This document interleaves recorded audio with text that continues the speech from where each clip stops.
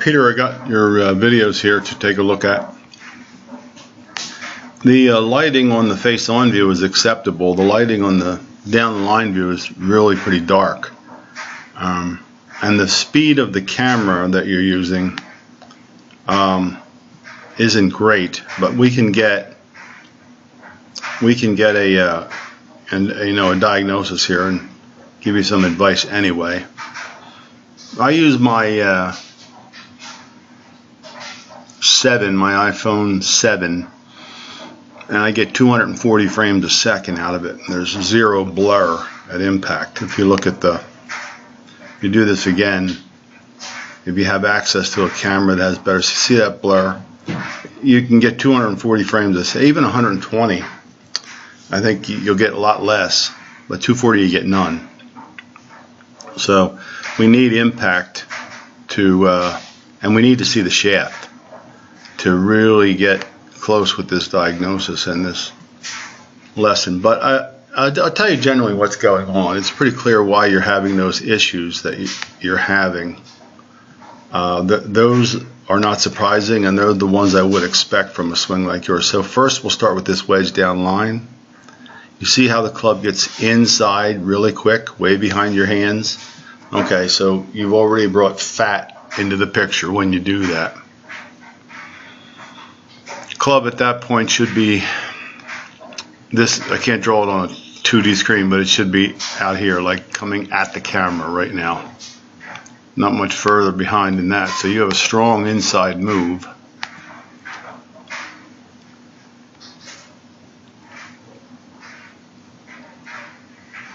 And that's part of the issue. So at that point, that would help you. I would really work on that. What I do with my students there a lot of times is I'll put a head cover here. You could even set up a little bit open. That's not going to hurt you as you hear the rest of this diagnosis. But you should avoid this first move of taking it away that quickly to the inside, because you're going to see how it affects the rest of the swing here. Club should never really get that far inside your hands, or that far outside your hands either, for that matter. Because it's real hard to control that if you do.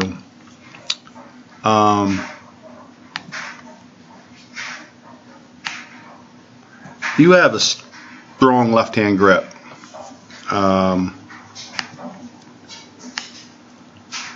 You may have always played with that. Your right is neutral to a little strong, but your left is definitely strong.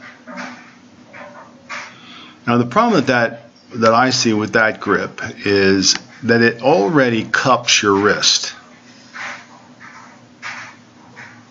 in here. It doesn't allow us to be,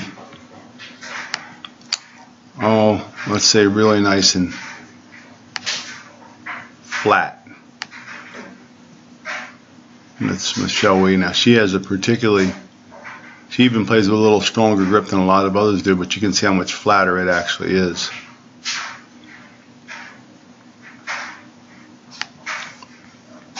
So, you know, I don't mind strong grips as long as you feel that you can not cast the club with it. Just be aware of it, and then we'll watch it as we go. Okay, so from this frame, I'm going to pick it up with where I left off on the other one.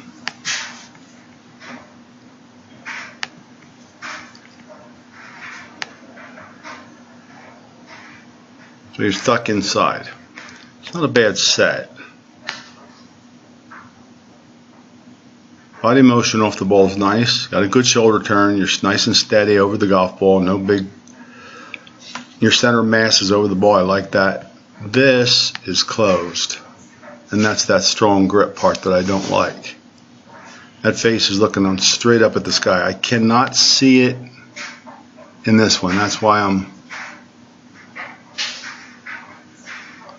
I say it's kind of dark. If you could film this some other time at the top in the daylight, it would be better. You should avoid hitting off these mats anyway as much as possible. So the strong grip with a closed face, and you're coming from the inside. Now as you come down, you drop the club even a little bit more inside. So if we take a look at it like this,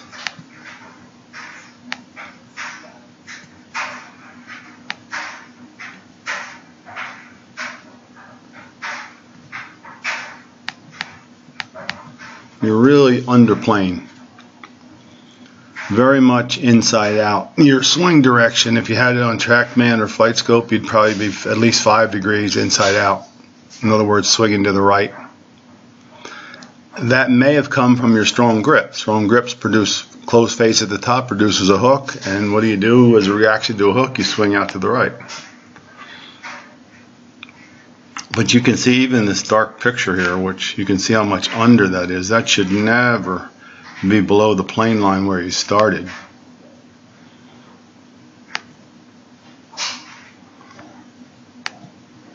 So the reason I'm pointing this inside problem out is that's why you're hitting fat. Anytime you hit that hard from the inside, there's two things you have to have. A tremendous amount of lag, that is late wrist hinge, or your hips way open, really fast rotation of the hips, and you're not doing either of those.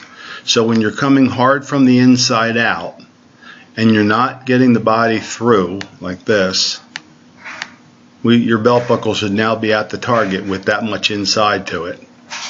So when you're not clearing and you don't have a lot of lag, as you don't, you're going to throw it into the ground behind the ball sometimes. The other thing that inside out produces is heel hits. And the reason for that is that the club on an inside out path is going away from you. The club head is going away from you. So you'd want to see at this point in your swing, we can't see it, but this club should already be kind of disappearing over to the left.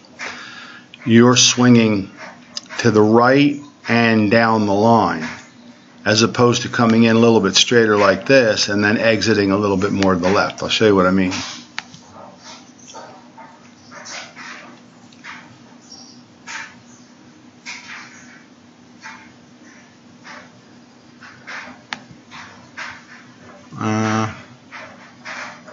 See if I can get one here I got for you. Yeah, this is Billy Horschel. So there's the club that I'm talking about there. Okay, let's go back on a minute here. I think this would be a pretty good example for you. Now, when you see these guys, we don't know exactly where the camera's set, and we also don't know what type of a shot he's playing. He might be playing a little cut shot here, but even if he is, it's a good image for you to look at. So he's above the line. Now that's excessively. I mean, most guys, if they're just playing a straight shot, or if the camera was directly behind facing on his hands, it would probably be right on that line, slightly above it, but it would never be below it. At the top, the face is very square. And one more thing I'm going to point out about your backswing. Now, when he comes down, where is he? He's above the plane line, and he takes it which way? To the left. You see the club exiting to the left? Well, look at his hips. Look how much rotation he has there. Now, this is where they excel. This is why you can go to a tour event for months on end and not see them hit a fat shot, because the speed of their hips is so quick and their body's so turned. But there you guys are, pretty much in the same point in the golf swing. And you can see how much more rotation we see right here. Now I'm going to go back to my earlier point, why you need that rotation.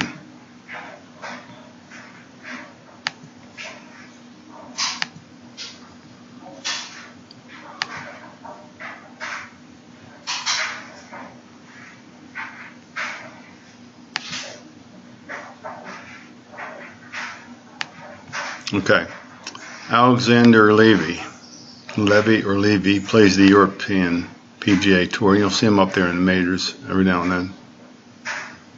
Okay, his hands get down to his right thigh. Okay.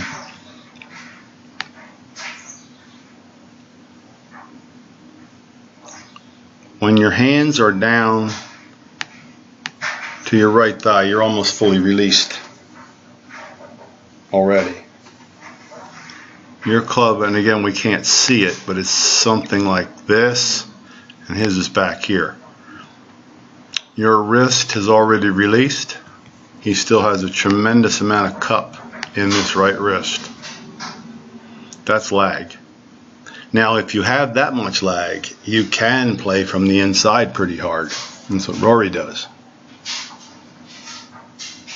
But you can't be inside, no rotation, and be fairly early with your release. Because you can see where you're flipping it right here. Look at the club, how flipped it is. So it's a caster. And he takes this handle and he just pulls it. Look where he gets in line. He doesn't get in line with his lead arm until he's past his pocket. Yours gets in line with your lead arm back there.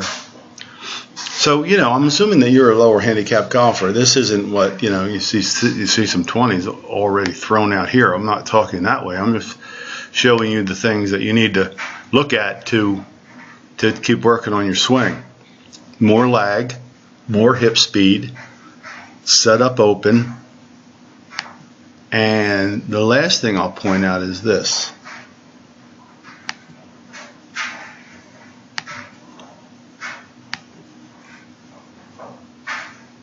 You get your hands fairly deep in the backswing. Okay, go over here to the bill of your cap. So they're behind your right shoulder here. All right. Now let's go over here again to Billy. Or you could do, I don't know if this wood will work for us or not. Nice, swinging a wood, so it wouldn't be as good. This Connie Chen from the LPGA Tour, and even she's a little bit deep. I'm going to show you a model that'll work better for you. And go back to Horschel. This is another thing I'd like to see you work on, is you have nice high hands and you're flexible enough to be able to do this. I'd like to keep your hands nice and high like they are. There'll come a point in your life, and as senior golfers, I see this all the time, we can't get there. But you're young and you have that ability to get there. The thing I don't like about your swing is how far behind you it gets, your hands get. A, it causes more inside, and B, when they get this far behind you on the backswing, they go out this far in front of you on the downswing, and that's where the shank comes from. So I'd like you to work on getting your hands almost mid-body here, or right shoulder at least. Nothing behind the right shoulder. So it's all one. You know, this causes in to out, and it increases your swing arc. You got to look at it this way. What goes around sort of comes around. So you have a wide arc because it's centrifugal force. The further behind you it gets on the backswing, the further in front of you it comes on the downswing. So that's what you have to look for, where those shanks are coming from. Inside out.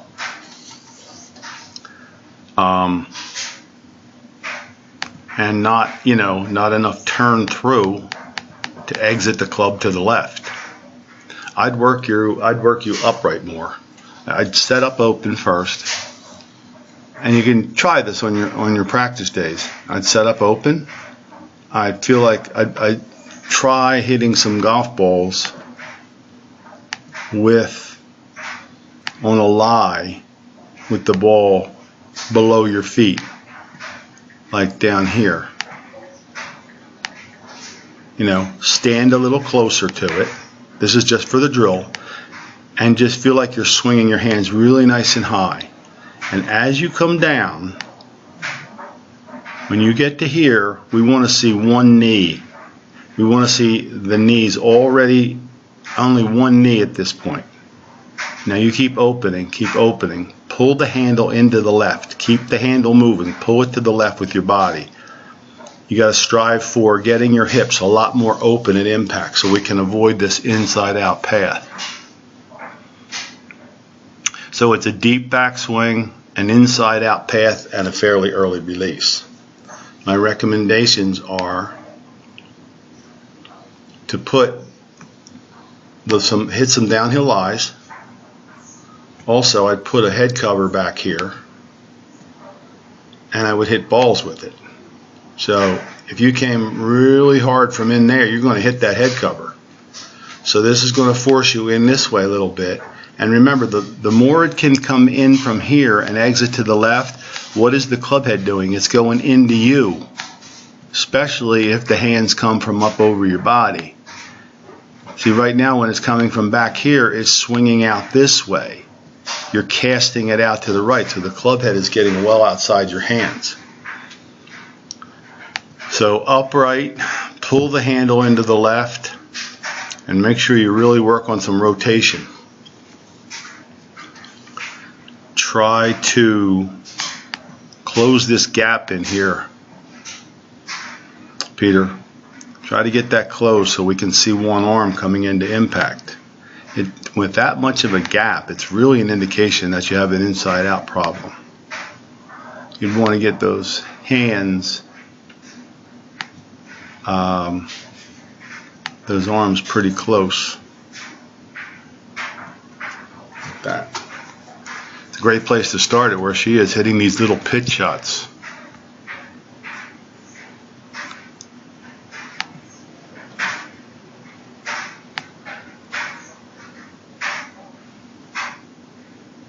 See the arms? And here comes the exit. One of the ways that Badley lost his game is that he started fighting inside out. You can see where his ball flight, I don't know what he's playing there, it must be a draw, but you can see where he starts this. It doesn't look like it's drawing a lot, but he started getting stuck on the in-tight. That's what better golfers do. You know, high handicappers tend to come over the top and swing this way too much. Lower handicappers tend to get caught on the inside. As far as lag goes, it's probably a good idea to work on it, and every little bit helps. It's not an all or nothing thing. You don't have to be like that Levy picture. Every little bit helps, that you don't throw that club with your right hand. You keep that cup in your right wrist as long as possible when you're pulling the handle through. Okay, there you have my take on your swing. Good luck. If you do it, send it to me again. You would try to do it outdoors, and if you don't have access to that phone that I'm talking about, get one, you know, a little more better speed to the camera so we can take a look at it, and you get another evaluation, no charge, if you send me another student. So I hope that helps you.